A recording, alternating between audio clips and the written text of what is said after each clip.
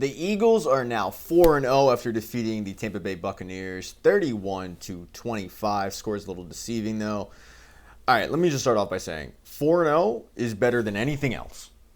That's the most important thing. There are a lot of teams that would love to be 4-0 right now. The Birds are one of them. This game, however, is a lot like any Eagles game. It had issues, and we're going to have to talk about it. And at times it might sound like I'm talking about a loss, but I'm not. I'm talking about a win.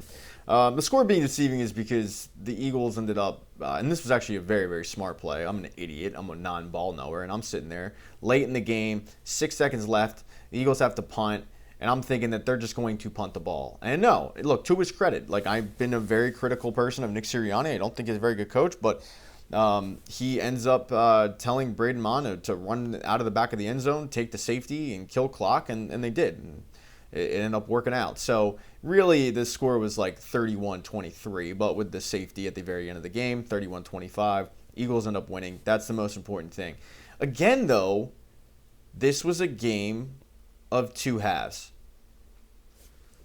Dr. Jekyll, Mr. Hyde, good Eagles, bad Eagles, which Eagles is showing up. And I want to point out real quick that when we talk about the bad, and it's mainly the second half, we're really only talking about the offense. The defense played fairly well. Now, there were secondary issues, like Andrew Makuba showed the fact that he's a rookie.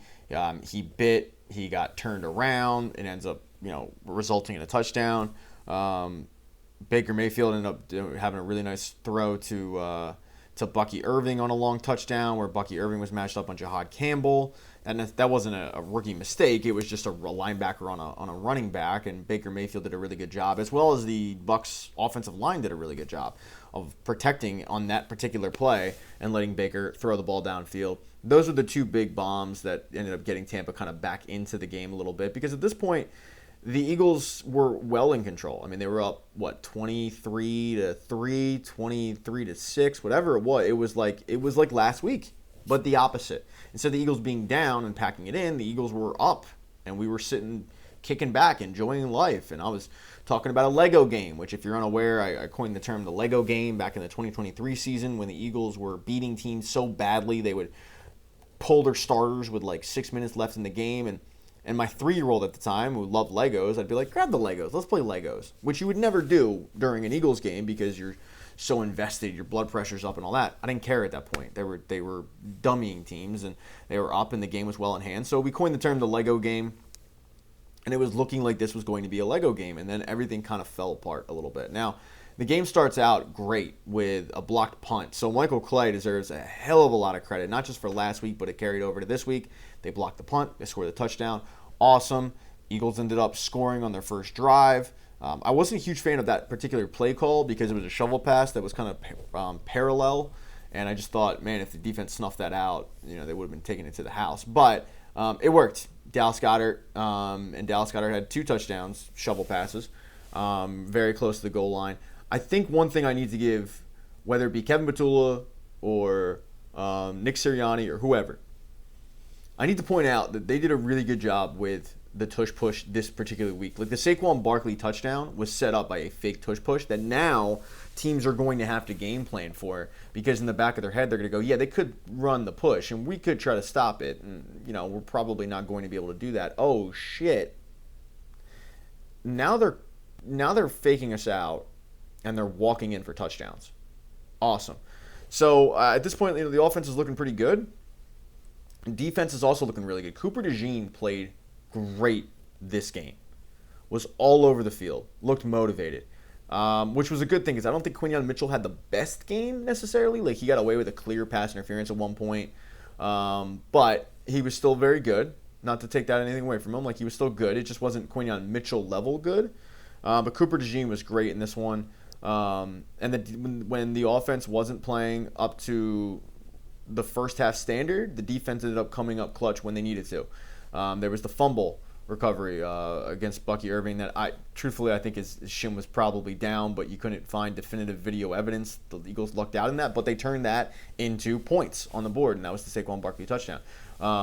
When it was late in the game and the Bucs are driving, and the Eagles defensive line forces Baker Mayfield to scramble around, he just chucks it in the end zone, and boom, interception when you needed it most. The Eagles defense came up clutch. Moro Jomo with the sack on second down that backed up the Bucs to third and 23. They end up getting 13 yards back, but now it's 4th and 10. You end up shutting them down, getting the ball back. That really ended up sealing the game right there. So when it mattered most, the Eagles defense came up big, and I think this was probably Vic Fangio's best game of so far this season. With all that said, now we need to move on to the negative. The negative really is just the fact that you don't know what you're getting any particular half with this team. The consistency is not there. They could look amazing, and then all of a sudden they look horrible. And to me, their offense looks a lot like Aaron Nola. Aaron Nola looks great for 3 innings, and then the 4th inning comes around, and he looks like the worst pitcher in baseball. And that's an issue. Not getting A.J. Brown involved 3 out of 4 weeks is an issue. Saquon Barkley, yet to have 100 yards through 4 weeks, is an issue.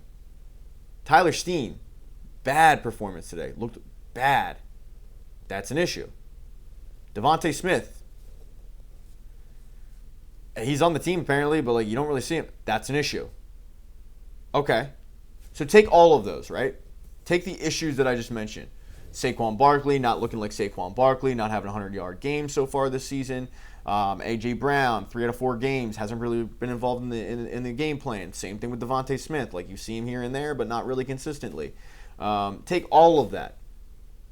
They're 4-0. So is that going to continue? The answer is no, it's not. You're not going to see for the entire season A.J. Brown not be a focal point in the offense. You're not going to see for the entire season every single team be able to bottle up Saquon Barkley. He's too good. You're not going to be able to see for the entire season that Devontae Smith will end up finishing a game with 3 catches for 30 yards. I don't know what he had in this game. But you're not going to see that this entire season. And the fact that they've been able to survive for a month of football with that going on, with this offense kind of trying to find their way, is a huge feather in the team's cap. It shows what kind of team this is. It shows how good this team is. And I think it's a big positive. I think back to the playoff game against the Packers. And if you remember that playoff game, there are a lot of Eagles fans were concerned. And you heard a very, very typical sentiment coming out of that game, which was, if they play like that next week, they're not going to win. And I said, okay, but let's break this down. You had a game where A.J. Brown, Jalen Hurts, Saquon Barkley, and I don't even know if Devontae Smith scored a touchdown in that game. You had a game with those 3, possibly 4 players not score a touchdown, and they won? Do you think that's going to happen again next week? No. The answer is no shot. And it didn't. And they won. And they won the Super Bowl. This is a good football team. They just need to find their way. At times, they need to get out of their own way. At times, in the second half is a prime example. They did not look good, but it's stuff you can clean up, stuff you can fix. Bad teams lose that game. Good teams hold on and win it. We saw a good team today. We saw a team hold on and win it. Was it pretty at the end? No, it wasn't, but it's a win. It's all that matters. The Eagles are 4-0. And now's the part where I beg you to subscribe. I need subscribers. I need to get off the pole. I'm out there twerking, and I'm not very flexible. So please subscribe to the channel. Hit thumbs up, hit thumbs down. Tell me what you liked. Tell me what you didn't like with the Eagles this week. And what do you think is going to happen next week? All right, go Birds. Welcome to Red October. More importantly, welcome to a playoff without the New York Mets. Look, it's not lost on me that there will probably be a couple commenters reminding me about what happened in last year's postseason when the Mets eliminated the Phillies. It doesn't fucking matter. You had a $326 million payroll. At one point in the season, the New York Mets were the best team in all of baseball. And I'm not talking in the first month. I'm not talking in the first 2 months. I'm talking in July. They were the best team in all of baseball. And the Mets did what we all know the Mets are going to do. They choked. Because that's what the Mets do. An epic, incredible choke job by the New York Mets to miss the postseason. A dysfunctional group that cannot rely on grimace and some shitty song by their shortstop. No. This team is now going to be watching the playoffs in Cabo. And I, as a New York Mets hater, cannot be happier. If the Mets don't have a hater, I am not breathing on this planet. And I know some Mets fans will be like, oh, we'll live rent free in your head. No, it's not that. It's not that. I hate you with an unhealthy passion. But do I wake up in a cold sweat worried about the New York Mets? No. And you know why? Because of situations like this. Even last year when the Phillies were eliminated by the Mets, And it was obvious that the Mets were that hot team that year. I didn't think they were going to win the World Series because it's the Mets. 1986, still counting. Love it, love it, love it. All right, let's move on to actually the teams that are going to be in the playoff hunt, and mainly the Philadelphia Phillies, who finished the season with I believe the second best record in all of baseball. They will be playing the winner of the Dodgers and the Red Series, which will start on, Monday, Tuesday, Wednesday? I don't know. Hit thumbs down for that. I think one thing that I should mention with this year's Phillies team as opposed to last year's Phillies team, and I think it's a huge difference, is so last year the Phillies, as I said, played the Mets. The Mets were that hot team. It was obvious. They rode vibes, a milkshake, and a shitty song into the playoffs, and it worked for them. And I remember watching in my apartment the game against the Brewers, or the Brewers were trying to close it out, and Pete Alonso ends up hitting that home run off Devin Williams, and I thought, fuck. Like, this is the hot team. The 2024 Mets are what the 2022 Phillies was. Yeah, the team that went to the World Series. I was like, this is that team.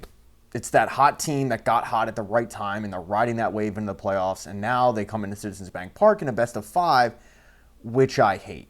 And I've always hated best of 5. It didn't matter when it benefited the Phillies or last year, I think when it went against them. The reason why I hate it so much is because when you come into a best of 5 situation, you, as the team that will be the favorite in the best of 5 situation, that will have home field advantage in the best of 5 situation, you are on the couch. If you end up facing that team that is riding that wave into the playoffs, normally you might be a little rusty heading into that game 1. Doesn't matter if it's home or not, you might be a little rusty. If you are, and you have that team who is riding that wave, like the Mets were last year, and like the Phillies did a couple years ago against the Braves, and you drop the first game, now your backs are immediately against the wall, whereas in a best of 7, you have a little bit of time. You drop one game, it's not the end of the world. In a best of 5, you drop one game, and it's like, shit, okay, now we still have to go back on the road, and are we that team? You start kind of down, and now you're pressing. And I think that's exactly what happened with the Phillies last season. I think it happened to the Braves, but I think the Braves in previous years, when they faced the Phillies in a best of 5, I think not only were they pressing, but I think they did get rattled by the Citizens Bank Park crowd.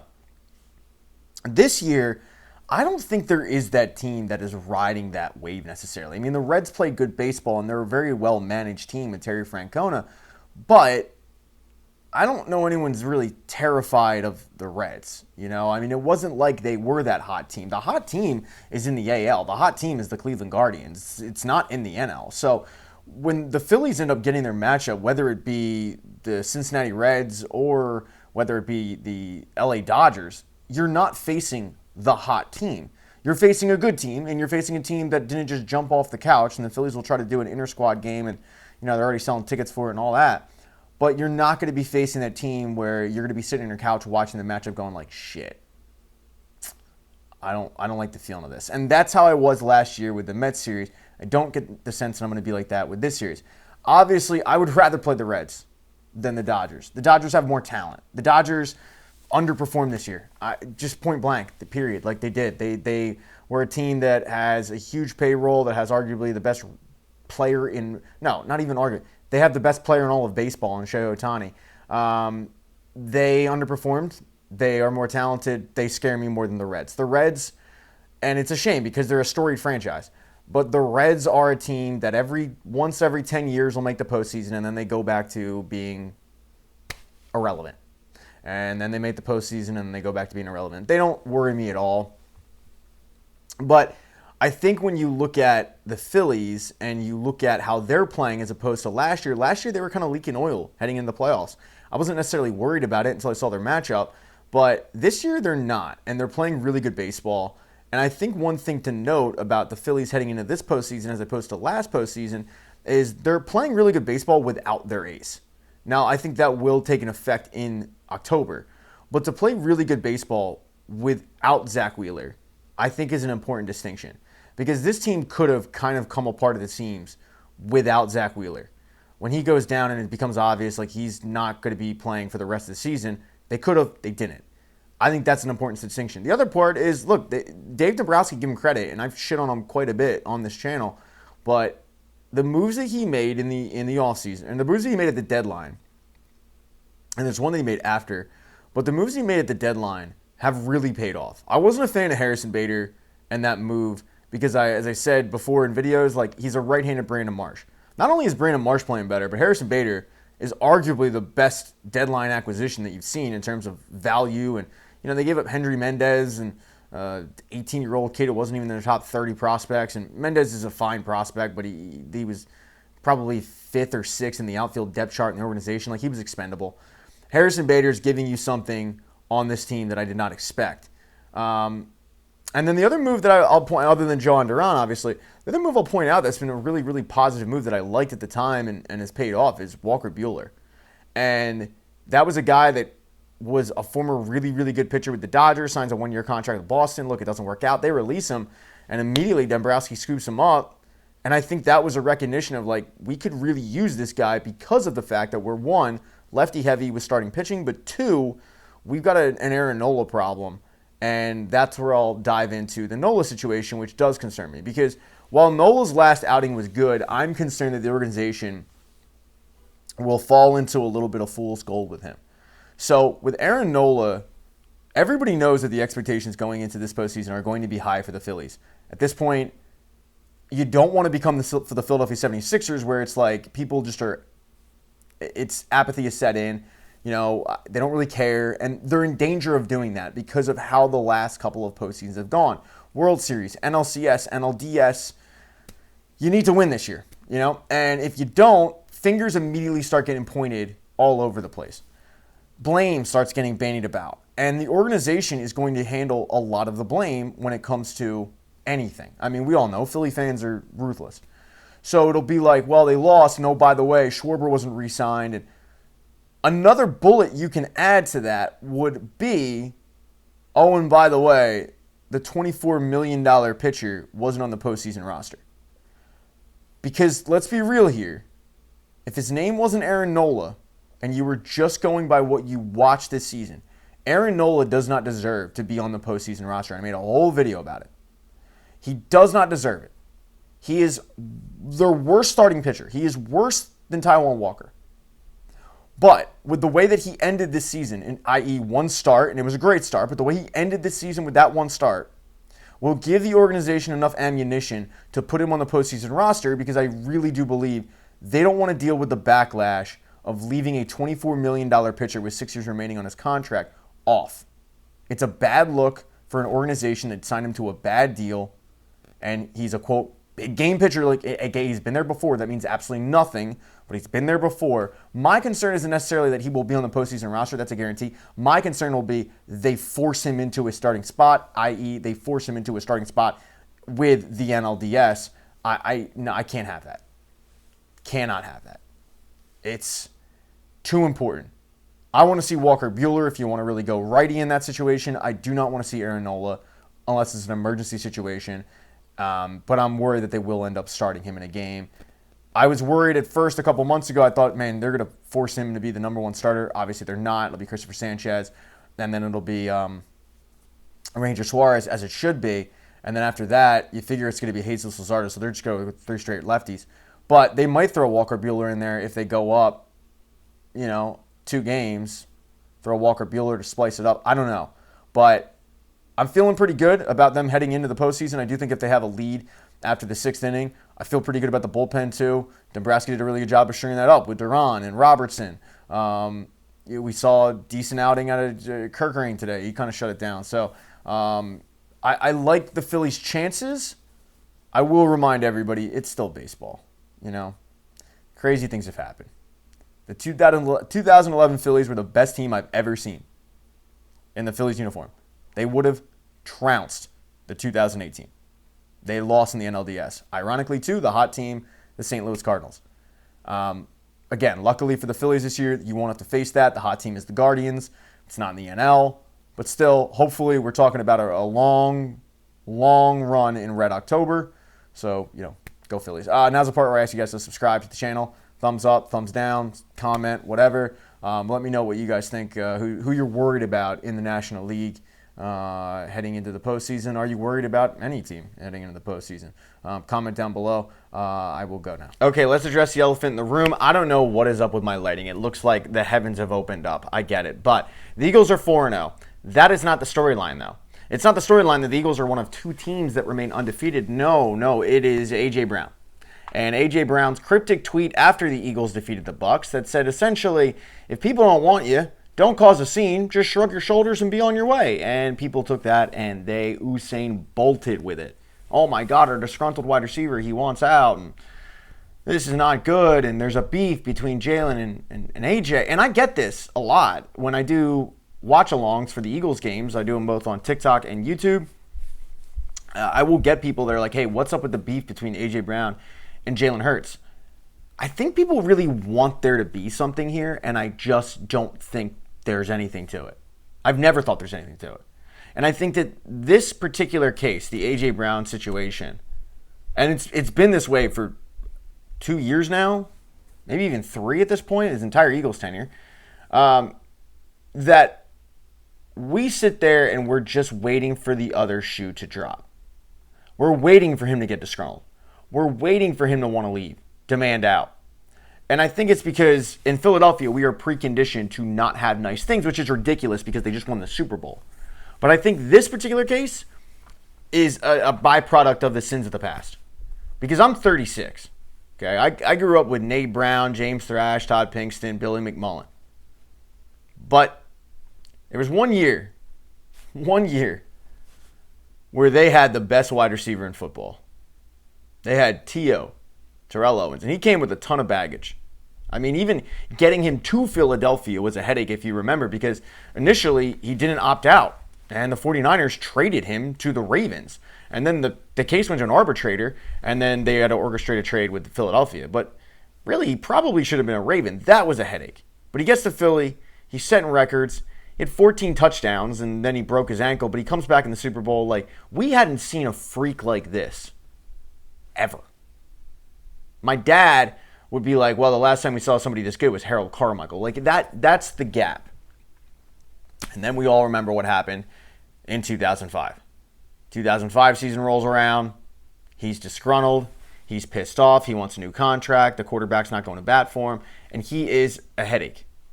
He's doing sit-ups in his driveway. And by the way, when he played, tremendous. He was fine.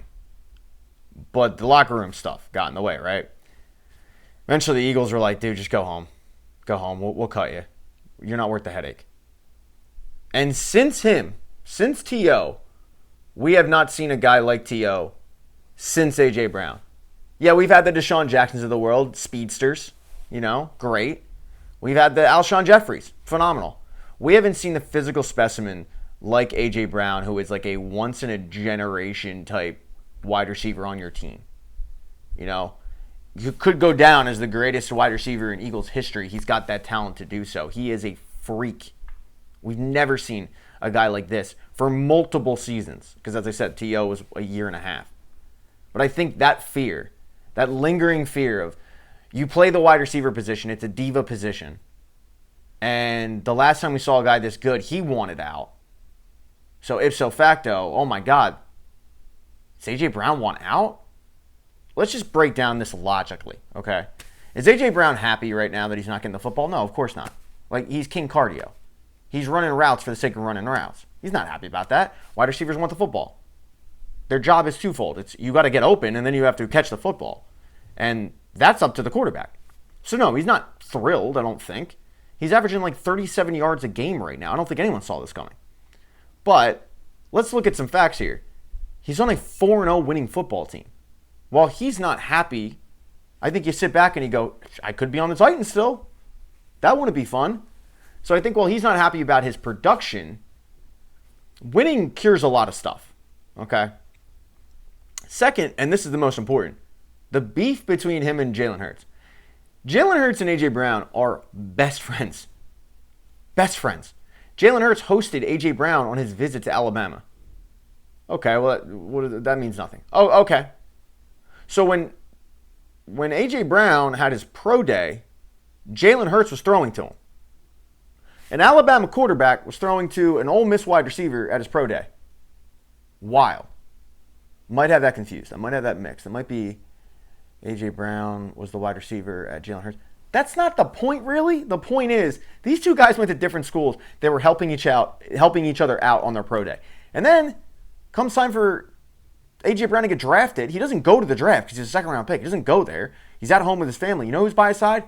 Jalen Hurts. This isn't a made-up storyline.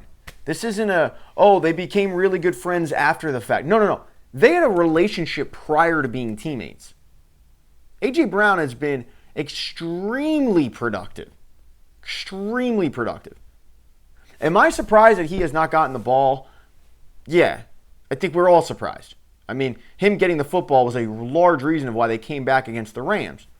But I don't know if it's scheme. I don't think it's a predetermined thing with Jalen Hurts of, fuck that guy. I'm not getting him the ball. I'll throw it to anybody else. Because it's not like Devontae Smith's getting the ball a lot. No one's really getting the ball. This offense hasn't really hit their peak, not even close. They haven't clicked. They haven't put together a full game of tape where you go, that's the offense from last year. And it's week 4. I think week 3 last year they lost to the Bucs. Week 2 maybe they lost to the Bucs. Now they're 4-0.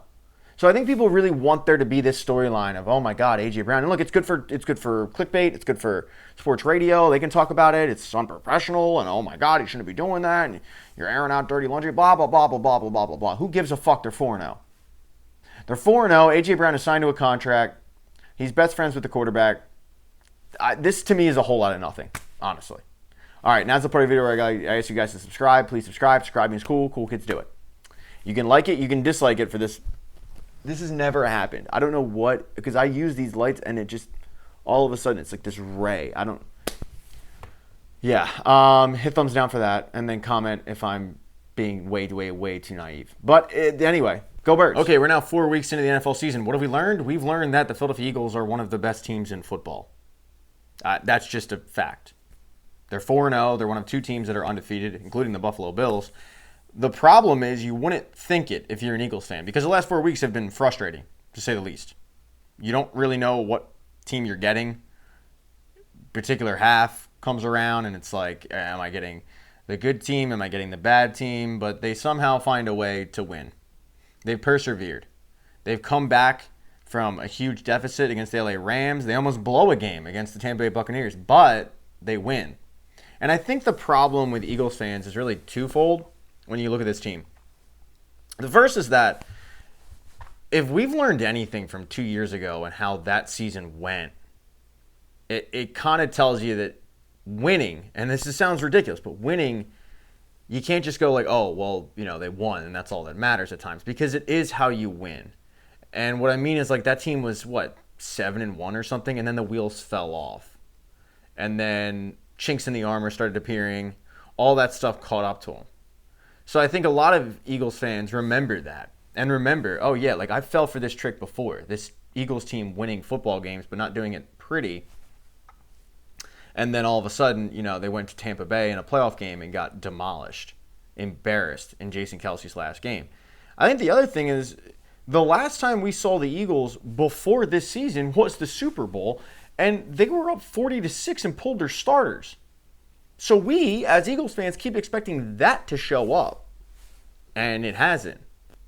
And you immediately start going like, what's changed? Is Kevin Patula really the difference from 40-6 in the Super Bowl? Is it more than that? Is Nick Sirianni meddling again? That's kind of what I think. Is it the Mekhi Becton replacement of Tyler Steen, who hasn't, in my opinion, looked all that great? Like, what is going on with this team where they can't put 4 quarters of football together where you have the offense clicking and the defense clicking? Because so far it seems like, when the offense isn't clicking, the defense bails them out. When the defense looks a little suspect, the offense bails them out. It's been a frustrating mix. And I think a large part of that is the fact that that Super Bowl made us believe that this team was going to do that every week. But I think when you really take a step back and you look at what has happened in the last 4 weeks, let's just throw some facts out there. They have played 3 out of their 4 opponents in the last 4 weeks were playoff teams last year. You had Tampa Bay. You had the LA Rams, and then you had the Tampa Bay, LA, and shit, who was the other one? I never like stopping videos, but the fact that I forgot that they played the Kansas City Chiefs in week 2, literally the team that they beat in the Super Bowl, smash, thumbs down for that. Bad job by me. Pat doesn't know ball. But 3 out of their 4 opponents in their first month of the season were playoff teams, including the team that represented the AFC in the Super Bowl. And I think one of the large parts, as I kind of talked about just now, is the fact that they beat the Chiefs 40-6. They demolished them. And then you look at that Chiefs game that we watched, both teams looked bad. Both teams didn't look good. And the Chiefs, you kind of understand because they're missing some key pieces, and some key pieces ended up leaving that game early. The Eagles, you went like, I saw this team 7 months ago embarrass this squad. What's changed? But the fact is, when you beat the good teams, which is what they did, when you beat playoff teams from the previous year, it's a feather in your cap. Oh, and by the way, they're playing Denver in week 5, who is also a playoff team. And then after that, it gets easier. You're playing, the Giants, you're playing Minnesota, and then you're playing the Giants again. Like that, you should be able to beat up on those teams. But when you look around the NFL and you look at some of the teams that were supposed to be, the contenders of the NFC, do you see it? Like, I watched the Monday night game with Green Bay. Matt LaFleur is not a good coach, and I'm somebody that's sitting there saying that Nick Sirianni isn't a good coach. Maybe we're lucky to have Sirianni considering what Matt LaFleur is doing. He cost his team the game. And by the way, they're 2-2. They're losing to, or they're having ties, or 2-1-1. Like the ties to Dallas, a Dallas team that is without CeeDee Lamb, and you got diced apart by them. And that's supposed to be one of the Eagles' premier, contenders for the NFC crown. Like, nobody's really stood out in the first month except the Buffalo Bills, who had an amazing comeback that was handed to them really by a Derrick Henry fumble, and the Eagles. Both teams are 4-0. When you look at the division, next team is 2-2. And look, a large part of that is Jaden Daniels being out with an injury. You wonder if Washington would be in a different spot had he not been injured, but that's kind of a part of the game. It's not pretty how the Eagles have done it. They're not doing it with style points. And I often say, you're kind of looking for webbed toes on Margot Robbie because you're winning, and that's great. And that's the most important thing is that you're winning football games because Lord knows it would be a bitch fest if they had lost any of those games. But you're winning. You're not doing it the way that we expected them to do it. Saquon Barkley, yet to have a 100-yard game. You've got A.J. Brown averaging 37 yards a game. Devontae Smith hasn't really been involved in the offense like he should. Jalen Hurts, at times, has looked more like a runner and not a quarterback. Although, when he needed to throw the ball, looked pretty damn good against the Rams. So, the offense clearly has not hit their stride. The defense is not only dealing with some injuries, but also some rookie mistakes. Like Andrew Makuba, we saw that against Tampa Bay this past week, but he's looked good. He's flashed at times, but he's looked a little suspect at times. You expect that.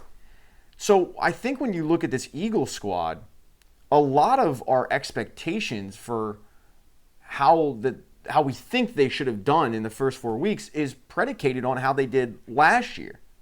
Last year, you had 2 rookies in Quinyon Mitchell and Cooper DeJean come in and not look like rookies. So when Andrew Makuba might look like a rookie in a play, you go like, damn, what's going on here? And then, you ended up having a reclamation project to Mekhi Becton, who looked incredible, and now you have to replace him with Tyler Steen. You have a game against the Rams where your right tackle, the best right tackle in football, one of the best right tackles to ever play the game is out in the first quarter, and you have to replace him with a guy in Fred Johnson who just started practicing right tackle that week. To the point where they weren't even sure that he could do it, so they put Matt Pryor in, who got undressed. The Eagles have had to overcome a little bit of adversity. I'm not saying it's a ton, all right? I'm not saying cry for them. But when you look at last year, when I think they had everybody healthy except one starter from the opening week, everybody stayed healthy. Kudos to the training staff. And now this season, you're dealing with Stinger and Lane Johnson. Nolan Smith's out for a month. And look, they're not debilitating injuries, But when you factor everything in and you go, oh, okay, yeah, 4-0, shit, I'll take that. Because you figure that this team will eventually hit their stride. The problem is we were blinded by, really, it's 2 games. It's the Washington game and the NFC Championship game, and then it's the Super Bowl, where they looked unbeatable. It reminds you a lot of 2018 when, look, that game against Atlanta was ugly. They barely escaped. The game against the Rams was ugly. You know, they kind of let them get back into it, and they escaped because the Rams were driving, and, you know, it ended up coming up clutch when you needed to. That's what good teams do. They come up clutch when you need to. But then it was overshadowed because the next week they absolutely obliterated Washington, and then 2 weeks later they obliterated, you know, the reigning Super Bowl champs in Kansas City. So all of this is to say, like, the Eagles, I think, will be okay. They need to hit their stride. And look, I'm as guilty as you. Like, I've been frustrated at what I've watched at times. I've been sitting there going, you know, what is this offense? It looks like Nick Sirianni's meddling again. I've seen it before. What is going on? But I think when you actually take a step back outside of the in-game reaction that we all have as fans, and you take a step back and you just look at the landscape of the NFL, where no team has really established themselves as like, holy shit, they're good. Other than, I guess, the Buffalo Bills, but then the Buffalo Bills have a propensity to choke because Sean McDermott's a baby shit soft coach who can't win the big one. I wish him nothing but the worst. So when you look at that team and you look at the Eagles, okay, I get it. But that team, you know, they ended up coming back from behind against a Ravens team, just like the Eagles came back from behind against a Rams team. Good teams find ways to win those games. Good teams find ways to close out a Tampa Bay Buccaneers team. Even if you let them back in, you find a way to close it out. That's what the Eagles did.